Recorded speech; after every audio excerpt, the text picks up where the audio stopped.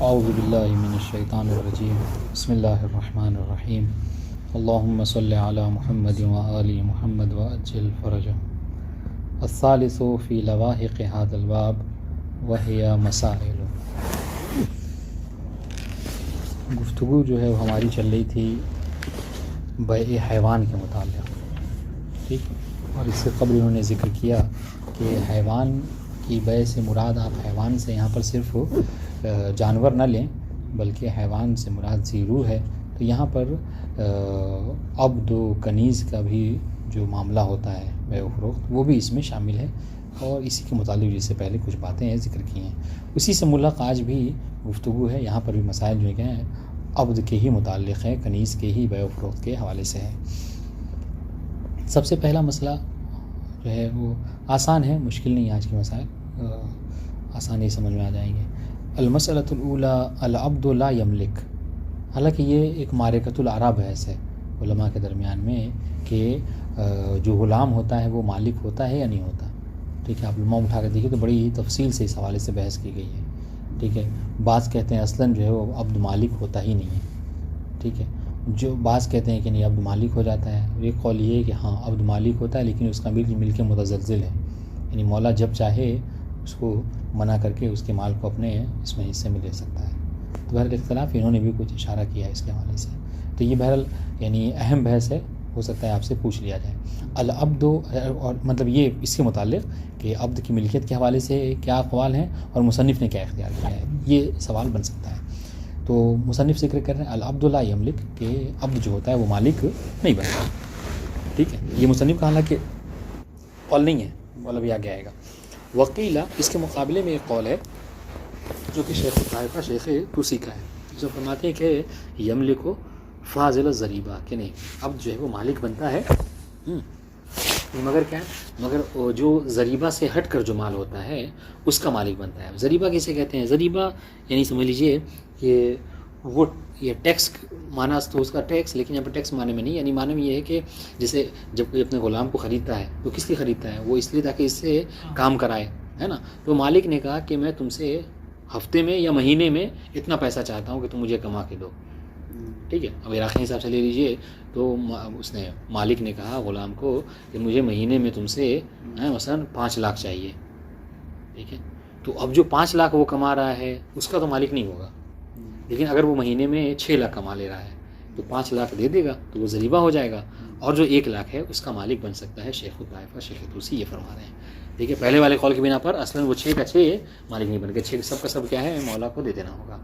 دونوں قول میں یہ فرق ہو گیا، واضح انشاءاللہ۔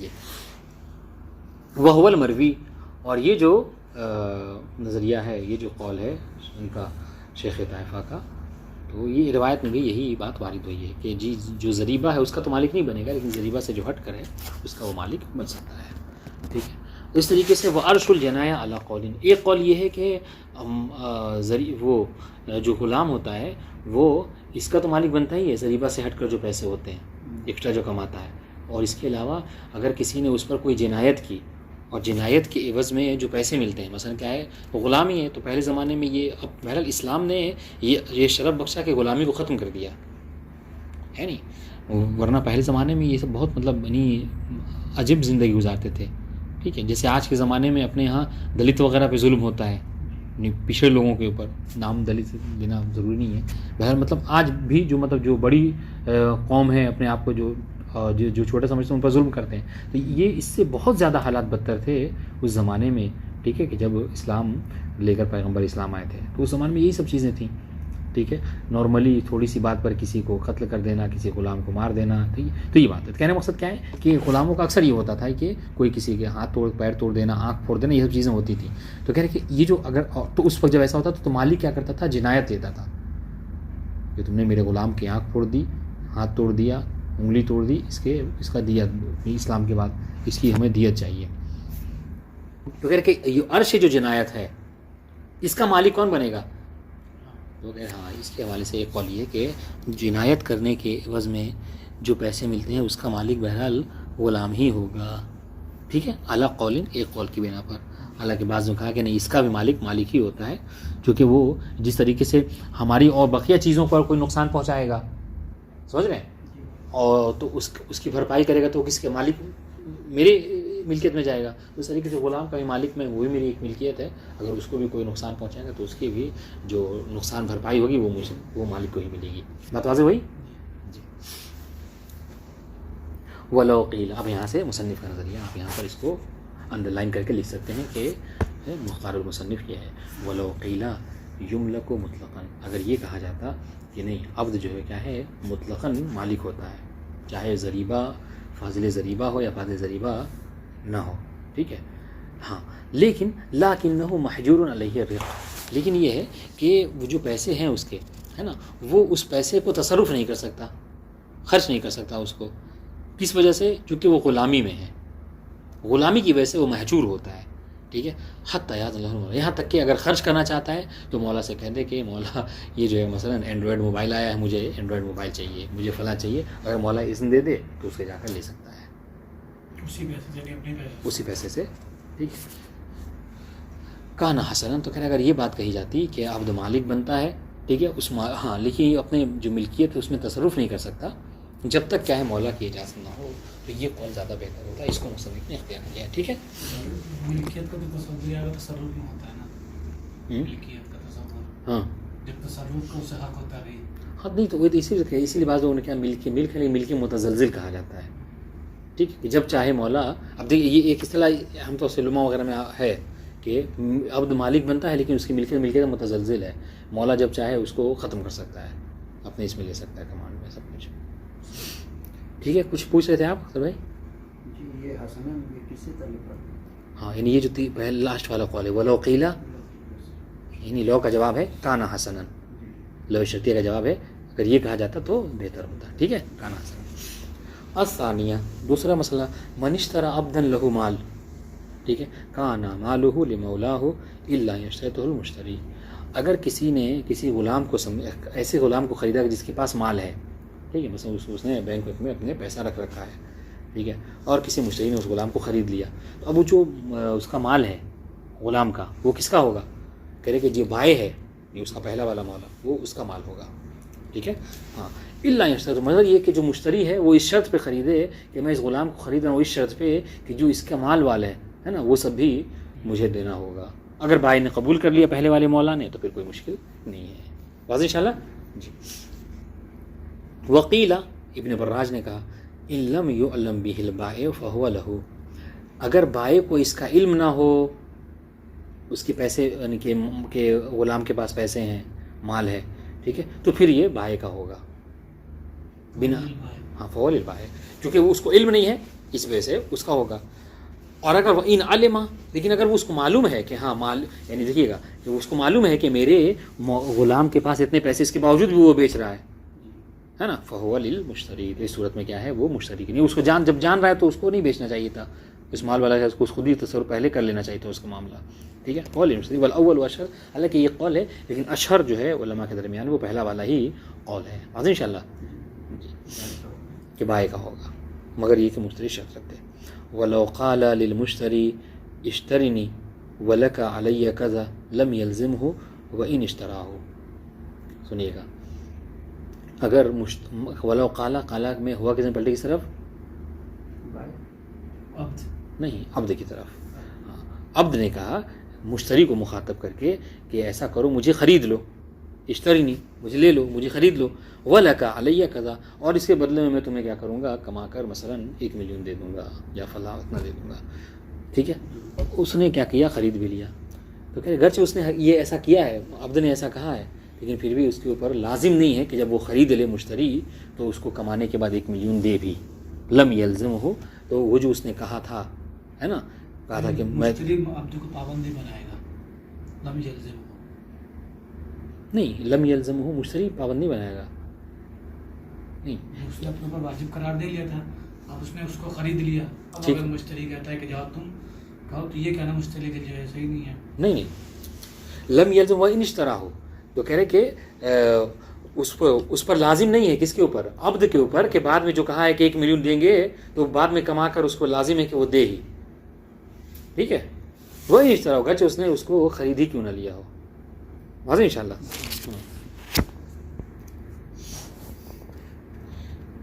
کیونکہ یہ ایک ایسا وعدہ ہے کہ جس کو وفا کرنے کی ضرورت نہیں ہوتی ہے. بات انشاءاللہ.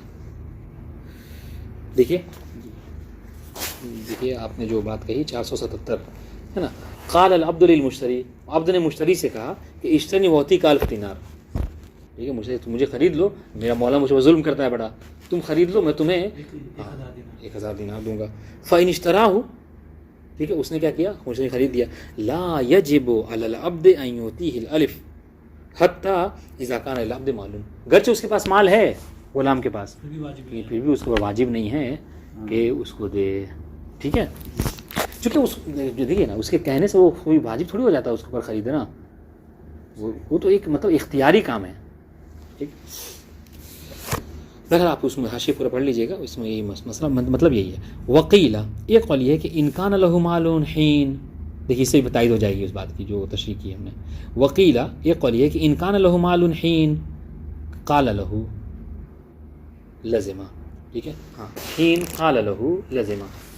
ہاں، کیا کہہ رہے ہیں، کہہ رہے کہ ایک قول یہ ہے، ایک کے لیے اس کے متعلق کہ جب غلام نے یہ کہا تھا مشتری سے کہ مجھے خرید لو، میں تمہیں 1000 دوں گا، تو اگر اس کے پاس اس وقت پیسہ تھا اس کے اکاؤنٹ میں غلام کے 1000 دینار مثلا، ہے نا، تو اس وقت کیا ہے، لازم ہے کس کے اوپر، غلام کے اوپر، کہ اگر اس نے مشتری نے خرید لیا تو 1000 اس کو دے. ٹھیک ہے، وہ الا، اور اگر اس وقت اس اکاؤنٹ میں پیسہ نہیں تھا، مطلب یہ اس نے یہ سوچا تھا کہ لے لے گا، ٹھیک ہے، تو اس کے ظلم سے بچنے کے لیے میں کما کے اس کو دے دوں گا. وہ الا فلا، تو اس صورت میں اس کو واجب نہیں ہے. وہ هو المروی، اور یہی جو کیا ہے روایت بھی ہے. واضح انشاءاللہ. الثالثہ اذا ابتاعه وماله فان كان ثمن من غیر جنسه جاز مطلق. یہ بہت اہم مسئلہ ہے، یہ ہو سکتا ہے آپ سے سوال کر لیا جائے. بہت مطلب اچھی بات ہے، یہ تھوڑا لطیف عبارت ہے، یہ کہہ لے سکتے ہیں. اذا ابتاعه وماله، وما له، اگر مشتری نے، ٹھیک ہے، خرید لیا کسی غلام کو اور اس کے مال کو ایک ساتھ، ٹھیک ہے. فإن كان الثمن من غیر جنسه جاز مطلقا، تو مشتری نے جو ثمن پے کیا ہے اس کے بدلے میں، اگر وہ ایسا ثمن ہے کہ جو غیر جنس میں سے ہے، واضح انشاءاللہ، یعنی غلام کو لیا اور غلام کے پاس کیا تھا، دینار، اور اس نے جو مطلب اس کے مولا کو پیسے دیے ہیں غلام کا اور اس کے مال کے بدلے میں وہ درہم دیا ہے، تو جنس الگ الگ ہے تو مطلقاً جائز ہے. ٹھیک ہے، چاہے برابر ہو یا چاہے زیادتی کے ساتھ ہو، کوئی مشکل نہیں ہے. بات واضح انشاءاللہ. واضح. یہ مطلقاً کی بات سنیے گا. سواء ان کان ثمن اکثر من مال العبد او اقل، اس سے کوئی فرق نہیں پڑتا کم ہو یا زیادہ، چونکہ جنس الگ الگ تو ربا کا کوئی صورت ہی نہیں ہے، تو شریعت کو کیوں اشکال ہے، شارع کو کوئی مشکل اس کے ساتھ نہیں ہے. وقضا، قضا کا مطلب کیا ہے، ہاں، وقضا یجوز، یعنی یجوز مطلقاً. ٹھیک ہے، وقضا یجوز مطلقاً، وقضا یجوز بجنس ہی اذا لم یکن ربویاً. اس طریقے سے غلام کو اور اس کے مال کو جو خریدا ہے اور اس نے جو پیسے دیے ہیں، مطلب پیسے نہیں کہیے، اس نے جو اس کے ثمن دیا ہے، ثمن کیا ایسی چیز دیا ہے کہ جو ربوی نہیں ہے. ہم نے ربوی میں کیا پڑھا ہے کہ مکیل و موزون ہو، ہے نا، اور جنس ایک ہو. ٹھیک ہے، اس نے کیا کیا، اس نے جو معاملہ کیا ہے غلام کے بدلے میں غلام دیا ہے. انشاءاللہ میں ہتھا کٹھا غلام دے دوں گا، تم والے غلام مجھے دے دو مثلا. ٹھیک ہے، تو یہ ایسی چیز ہے کہ جس میں وہ نہیں ہے، یعنی ربوی نہیں ہے، یہ جنس ربوی. تو اس صورت میں بھی کیا ہے، کوئی مشکل نہیں ہے، جائز ہے مطلقاً. ٹھیک ہے، اب ہے یہ محل خلاف بات ہے.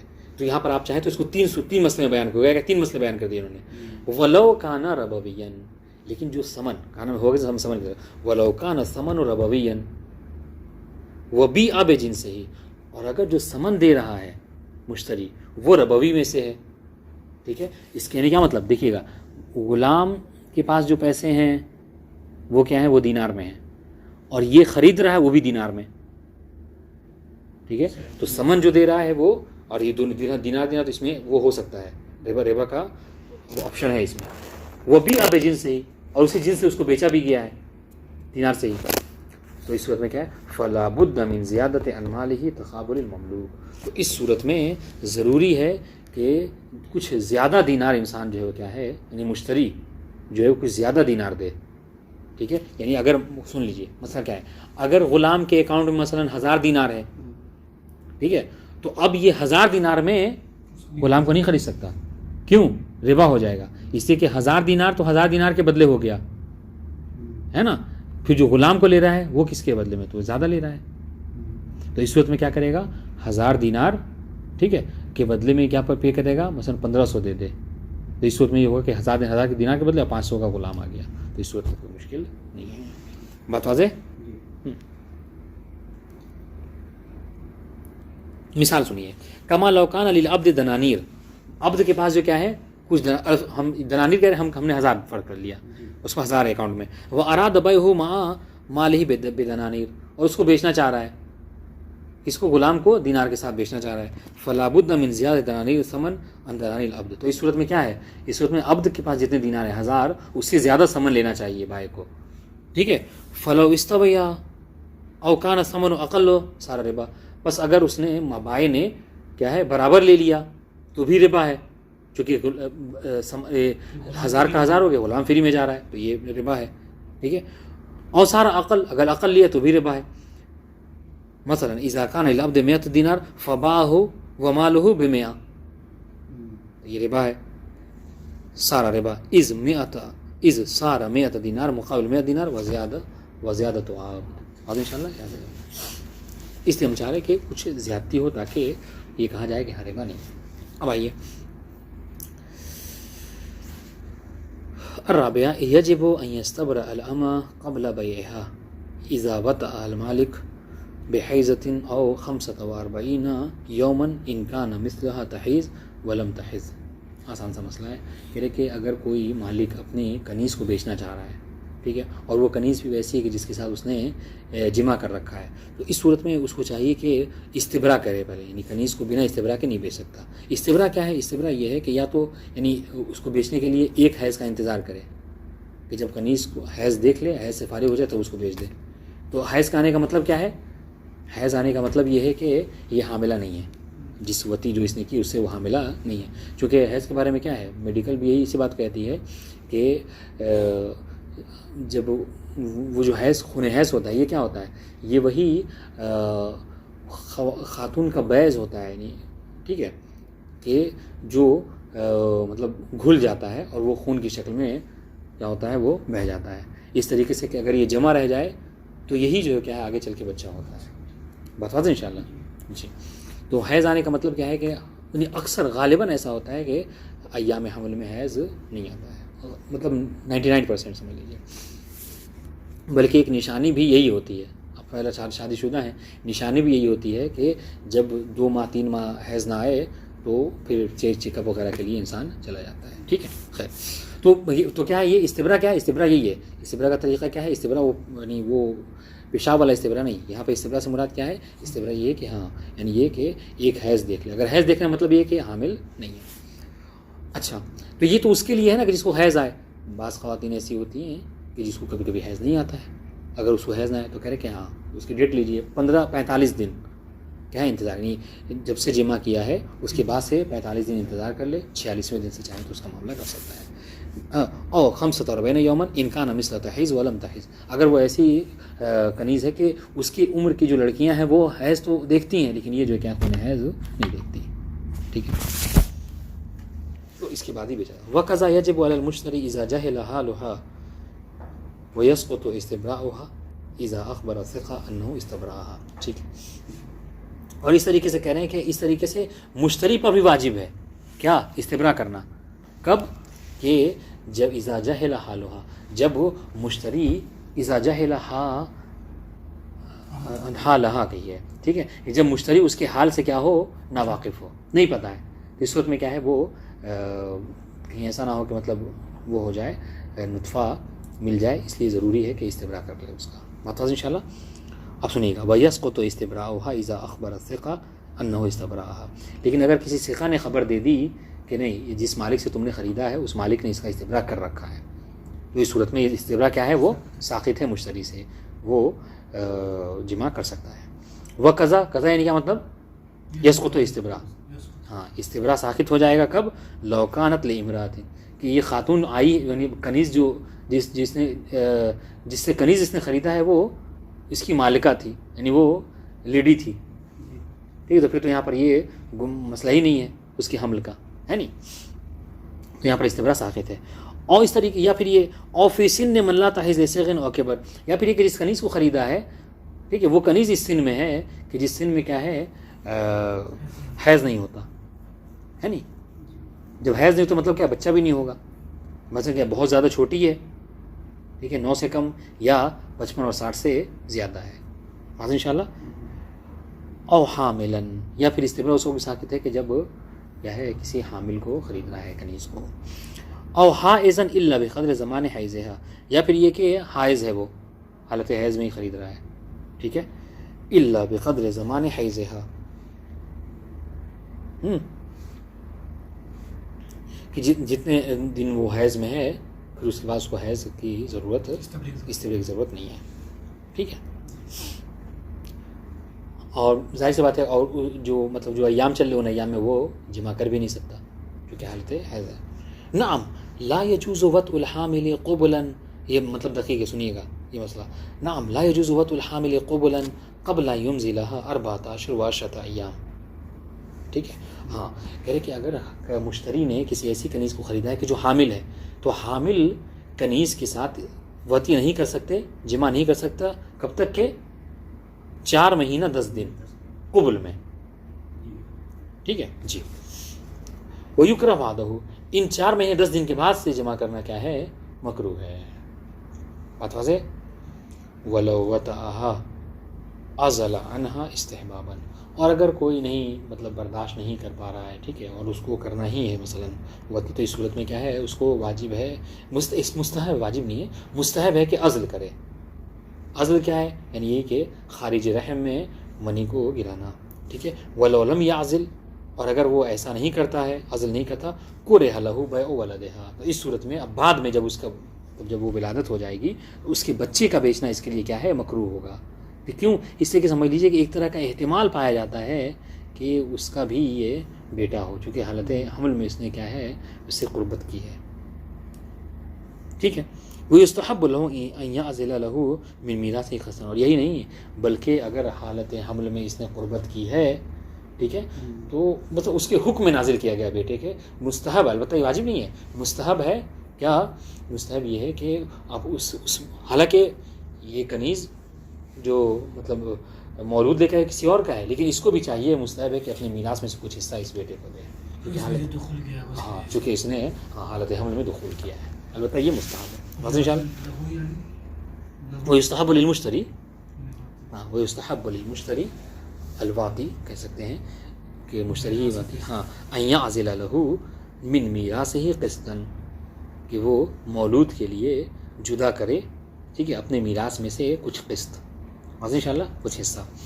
الخامسہ التفرقۃ بین الاطفال و امہاتہم قبل استغنائہم عنہن محرمۃ، ٹھیک ہے، تفرقہ کرنا، ٹھیک ہے، جدا جدا کر دینا کنیز کو اور اس کے بچے کو، ٹھیک ہے. کب؟ یعنی ایسی عمر میں کہ جس عمر میں بچے کو ماں کی ضرورت ہوتی ہے نہیں. اب اس میں اختلاف ہے، بعض کہیں گے کہ جو 2 سال ہے دودھ کا، مطلب جو دودھ کے جو ایام ہوتے ہیں سنتین، ان 2 سال کے اندر ہے حرام، اور بعض کہتے ہیں کہ نہیں 7 سال کے اندر. ان شاء اللہ ٹھیک. التفرقۃ بین الاطفال و امہاتہم، حالانکہ امہات کہا جائے لیکن یہاں کنیز مراد ہے، ٹھیک ہے، کنیز اور اس کے بچے کے درمیان میں تفرقہ کرنا. تفرقہ کس طرح سے ہو سکتا ہے؟ تفرقہ یہ ہو سکتا ہے کیا کہ بچے کو بیچ دیا، کنیز کو اپنے پاس رکھا، یا بچے کو اپنے پاس رکھ لیا، کنیز کو بیچ دیا، یا کنیز کو کسی اور کو بیچا، بچے کو کسی اور کو بیچا. لیکن اگر ایسا کر رہا ہے کنیز اور بچے کو دونوں کو ایک ہی مالک سے بیچتے، یہ تفرقہ نہیں ہے. تو تفرقہ یہ 3 صورتیں ہیں، ہے نہیں. لیکن اگر کنیز بچوں دونوں کو ایک ساتھ کسی اور سے بیچ رہا ہے تو اس میں کوئی مشکل نہیں، یہ تفرقہ نہیں ہوگا. تو یہ تفرقہ کب کرنا حرام ہے؟ قبل استغنائہم عنہن، کہ جب تک اطفال مستغنی نہ ہو جائیں اپنی ماؤں سے، یہ حرام ہے. وقیل مکروہ، ایک قول یہ ہے کہ مکروہ ہے، وہو الاظہر، اسی کو مسلم نے بھی اختیار کیا ہے مکروہ کو. والاستغناء يحصل ببلوغ 7. اچھا یہ بات ہے کہ جو آپ نے کہا استغنا، تو یہ استغنا کتنے سال میں ہو جاتا ہے؟ ٹھیک ہے، تو کہا گیا کہ 7 سال میں. اب 7 سال کے بعد چاہے تو ٹھیک ہے جدا جدا بیچ سکتا ہے، کوئی مشکل نہیں ہے. وقیل، ایک اور قول ہے کہ نہیں یکفی استغناء عن الرضا، بس رضا سے ہی، یعنی وہ کہ جو ایام رضا ہیں یعنی 2 سال یہ گزر جائیں، اس کے بعد ہی بیچا جا سکتا ہے الگ الگ، کوئی مشکل نہیں ہے. والاول وظہر، جبکہ پہلا والا یعنی کیا، یعنی 7 سال. اگر انتظار کر رہا ہے تو 7 سال، ٹھیک ہے. اور اگر بیچنا ہے تو ایک ساتھ دونوں کو بیچا جا سکتا ہے. واضح انشاءاللہ. السادسہ، یہ تھوڑا اختلافی مسئلہ ہے، دقیق ہے. من اولد جاریتن ثم ظہر انہا مستحقہ، ٹھیک ہے. کہہ رہے کہ اگر کسی کے یہاں جاریہ سے ولادت ہوئی، یعنی اس نے کنیز خریدی، اس کے ساتھ جمع کیا، وہ حاملہ ہوئی، بچہ پیدا ہوا، ٹھیک ہے. اب اس کے بعد کیا ہوا کہ یہ ظاہر ہوا کہ یہ کنیز تو اصلاً جس نے اس کو بیچی تھی، ہے نا، وہ اس کی ملکیت تھی ہی نہیں، وہ کسی اور کا مال اس کو بیچ دیا. کوئی اور مالک آ کے اس کا دعوے دار ہو گیا کہ بھیا تم کنیز لیے اور بچہ بھی ہو گیا، اور یہ تو اس کا تھا ہی نہیں، تو میری ملکیت ہے، ٹھیک ہے. ثم ظہر انہا مستحقہ، مستحقۃ لغیر، یعنی لغیر البائع، ٹھیک ہے. تو کیا ہوگا، حکم کیا ہے؟ کہہ رہے انتزع المالک. سب سے پہلا تو مسئلہ یہی ہے کہ چونکہ جو جس کی ملکیت ہے وہ لے لے گا، لہٰذا جو دعوے دار ہے، جو مالک ہے، البتہ وہ سب ثبوت وغیرہ کے بعد، ہے نا، مالک وہ کنیز کو لے جائے گا، ٹھیک ہے. اچھا. وعلی الواتی عشر قیمتها، رہی بات اس کی مشتری کی، جس نے خرید کر اس کے ساتھ وطی کی ہے، تو بھائی اس نے وطی کی ہے، فائدہ اٹھایا ہے، تو اس صورت میں اس کو کیا کرنا ہوگا، اس کو اس کنیز کی عشر قیمت عطا کرنی ہے، یعنی 10واں حصہ، ٹھیک ہے. ہاں. انکانت بکر، کب، اگر وہ کنیز کیا ہے، باقرہ ہو. اور نصف العشر، یا پھر جو کیا ہے 20واں حصہ دینا ہوگا، ہے نا. کب، کہ جب اس نے اس سے کیا ہے، اگر وہ سیبہ تھی، باقرہ نہیں تھی، ٹھیک ہے. وقیل یجب مہر امثالها، اور ایک قول یہ کہ نہیں، اس طرح کی عمر کی جو لڑکیاں ہیں، جو کنیزیں ہیں، ان کی جتنی مہر ہوتی ہے وہ مہر ادا کرنا پڑے گا. بات واضح انشاءاللہ. چونکہ وطی کے مقابلے میں ہمیشہ کیا ہے، مہر ہوا کرتا ہے. والاول مروی، جبکہ پہلا والا قول جو ہے عشر قیمت والا، یہی جو کیا ہے روایت میں وارد ہوا ہے. والولد حر، اب آئیے، یہ تو بات ہو گئی کنیز کی، ہے نا، عشر قیمت یا نصف العشر. جی، مہر امثالها، یعنی اس کنیز کی جو مہر ہوا کرتی ہے نا، اگر شادی ہو تو اس کی جو مہر ادا کیا تھا، اس کی وہ کتنا مہر ہے، وہی مہر اس کو ادا کرنا ہوگا مشتری کو. کس کو دینا ہوگا؟ دونوں صورتوں میں، دونوں صورتوں میں، ٹھیک ہے. مثلا یہ مشتری منی وطی کے مقابلے میں جو ادائیگی ہے اس میں 3 اقوال ہیں، عشر قیمت، نصف العشر اور مہر مثل. یہ آپ یاد کیجیے گا. اچھا، اب آئیے، یہ مسئلہ کنیز کا. ولد کے حوالے سے کیا، جو بچہ پیدا ہوا ہے، کہ والولد حر، یہ بچہ کیا ہے، آزاد ہوگا. وعلی ابیہ قیمتہ یوم ولد حیا. اچھا، اس کے باپ کے لیے، اس کا باپ کون ہے؟ یہ مشتری. حسن. اس کے باپ کے لیے اوپر کیا ہے کہ جس دن بچہ پیدا ہوا ہے اس دن اس کی کیا قیمت تھی، اس کی قیمت کیا کرے گا، ادا کرے گا. واضح انشاءاللہ. اب آئیے، اب یہ جو اس کو نقصان ہوا، یعنی اس طرح کا نقصان ہوا، بچے کو بھی قیمت ادا کرنا ہوگا، کنیز جو تھی وہ بھی لے گیا، اصل جو مالک تھا. اب یہ کیا کرے گا، وَيُرْجَعُ، یہ مشتری، وَيَرْجِعُ عَلَى الْبَائِعِ بِمَا اقْتَرَبَهُ مِنْ قِيمَةِ الْوَلَدِ. ٹھیک ہے. اب جو بچے کی جو قیمت اس نے ادا کی ہے، جس دن وہ پیدا ہوا تھا اس دن جو قیمت تھی، ہے نا، بچے کی جو قیمت جو اس نے ادا کی ہے، یہ رجوع کرے گا کس کے اوپر، جو بائع کی طرف، جو جس نے اس کو بیچا تھا، اس سے جا کر کہا کہ بھائی یہ ایسے ایسا معاملہ ہوا ہے اور بچے کے لیے ہم نے اتنا بھرا ہے، بھرپائی کی ہے، اس کی جو ہے کیا تمہیں قیمت دینی ہوگی. واضح انشاءاللہ. اب آئیے، تو یہ تو بات ہو گئی، یہ حتمی ہے. اب رہی بات یہ کہ اس نے جو مہر مثل ادا کیا ہے، مثلا ایک قول کی بنا پر، یا نصف العشر دیا ہے، یا عشر قیمت دی ہے، کیا اس کے حوالے سے بھی رجوع کرے گا بائع کی طرف یا نہیں، کہ اس میں اختلاف ہے. ٹھیک ہے، سنیے گا. وَهَلْ يَجِبُ مَقْتَرُ مِنْ مَهْرٍ وَأُجْرَةٍ، یہ اجرت جو دے رہا ہے نا، یعنی وہی نصف العشر یا عشر یا پھر مہر مثل، کہ اس کو بھی رجوع کرے گا بائع کی طرف. قیل نعم، ایک قول یہ کہ ہاں کرے گا. لأن البائع اباہ بغیر عوض، اس لیے کہ یہ بائع نہیں، بائع کی وجہ سے وہ کیا یہ ساری چکر میں پڑا ہے، بنا عوض کے بائع نہیں اس کو اس چیز میں ڈالا تھا، ہے نہیں، تو یہ بائع سے لے سکتا ہے. وقیل لا، ایک قول یہ کہ نہیں، یہ اس حوالے سے وہ نہیں کرے گا. کیوں؟ لحصول عوض فی مقابلت، اس لیے کہ یہ جو پیسے دے رہا ہے نا اس کا بدلہ تو اس کو مل گیا. بدلہ کیا ہے؟ بدلہ یہ کہ کنیز کے ساتھ اس نے وطی کی ہے نہیں؟ فی مقابلت الاجرہ کہہ لیجئے یا مہر میں کہہ لیجئے، ہے نا. اس اجرت یا مہر کے مقابلے میں اس نے کنیز سے مزے لیے ہیں، ٹھیک ہے، اس سے قربت کیے، یہ اس کا بدلہ ہو گیا. ان شاء اللہ ایک اور مسئلہ پڑھتے ہیں کہ السابحہ ما یؤخذ من دار الحرب بغیر اذن الامام یجوز تملکہ فی حال الغیبت. ٹھیک ہے، غیبت کے عالم میں، یعنی امام کی غیبت میں، ہے نا، دار حرب سے، یعنی ایسی جگہ کہ جہاں پر سب کفار رہتے ہیں اور وہ مسلمانوں سے کیا ہیں جنگ کے در پہ ہیں. ٹھیک ہے، وہاں پر سے اگر کوئی مال ملتا ہے، ٹھیک ہے، تو اس کا امام کی اجازت کے بنا، چونکہ امام کی غیبت ہے، امام کی اجازت کے بنا اس کو اپنے مال میں لینا، اپنے ملکیت میں لینے میں کوئی مشکل نہیں ہے، اجازت ہے. ٹھیک ہے، جائز ہے. ووطء الامت، اس طریقے سے وہاں اب اس دار حرب میں جو، چونکہ ہماری بات محل شاید یہ کنیز، اس دار حرب میں جو کنیز ملے اس کو، اس جو خاتون، اس کو بھی کنیزی میں لیا جا سکتا ہے اور اس کے ساتھ جو ہے کیا ہے وطی کرنا بھی جائز ہے. بس انشاءاللہ جی.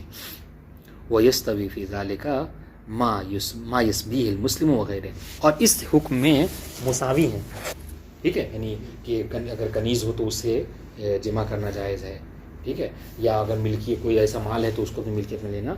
ٹھیک ہے، وَيَسْتَوِي فِي ذَلِكَ، آپ اس میں اشارہ بس کنیز کی طرف رکھیں چونکہ ہماری بات اس میں چونکہ سبایت کی بات ہو رہی ہے کریں، اور اس چیز میں مساوی ہے. ٹھیک ہے، کہ اس کنیزی میں لے لینا اور اس کے ساتھ وطی کرنا جائز ہوگا کب؟ چاہے جو اس کو سبی کر رہا ہے، جو اس کو کنیزی میں لے رہا ہے، وہ چاہے مسلمان ہو دار حرب سے یا کوئی مسلمان کے علاوہ کوئی اور ہو، یعنی عیسائی یہودی ہو. ٹھیک ہے، ہاں، یعنی کیا ہوتا ہے، مثال طور پر یہودی اور عیسائیوں کے درمیان میں کیا ہے جنگ چل رہی ہے. ٹھیک ہے، مثلا، اور اس میں کیا ہے یہودیوں کی عورتوں کو عیسائیوں نے کیا کیا کنیز بنا لیا، تو اب اس کو خرید لے، کوئی مسلمان خرید سکتا ہے. ٹھیک ہے، اور اس کے ساتھ جمع کیا جا سکتا ہے. بات ان شاء اللہ. تو یہ وغیرہ ہی ہے. ٹھیک ہے جی. وَإِنْ كَانَ فِيهَا حَقٌّ لِلْإِمَامِ، گرچہ اس میں، حالانکہ اس میں امام کا حق ہوتا ہے، لیکن چونکہ غیبت کا مسئلہ ہے لہذا اس میں کوئی مشکل امام کی طرف سے اجازت ہوتی ہے نشیوں کے لیے. او کانت للامام علیہ السلام، یا پھر یہ کہ وہ کنیز جو کیا ہے امام کی ملکیت ہوگی. ٹھیک ہے، ہاں. اب یہ چونکہ اس حوالے سے کتاب خمس میں ہے کہ انہم اباحوا للشیعہ المناکح والمساکن والمتاجر، امام علیہ السلام کا یہ حق ہے، لیکن امام علیہ السلام نے اپنے شیعوں کے لیے ان سب کو حلال کر رکھا ہے. بات واضح انشاءاللہ. اور وہ جو دوسرے والا قول ہے کانت للامام، چونکہ یہاں پہ غنیمت میں دو قول ہے. بعض کہتے ہیں کہ نہیں، یہاں پر امام کی غیبت میں کسی کو حق حاصل نہیں کہ وہ اس کو لے سکے. واضح انشاءاللہ. تو یہ دو قول ہے. تو یہ جو کانت الامام، یہ دوسرے والے قول کی بنا پر کی اس کی طرف اشارہ ہے کہ پھر یہاں پر کیا ہے کوئی اس غنیمت کو اپنے ملکیت میں نہیں لے سکتا. بات واضح انشاءاللہ. تو اب تک جو گفتگو تھی اس حوالے سے تھی کہ اس کو اپنی ملکیت میں لیا جا سکتا ہے. بات واضح ہے. خیر، یہاں تک رہیں دیں. والسلام علیکم.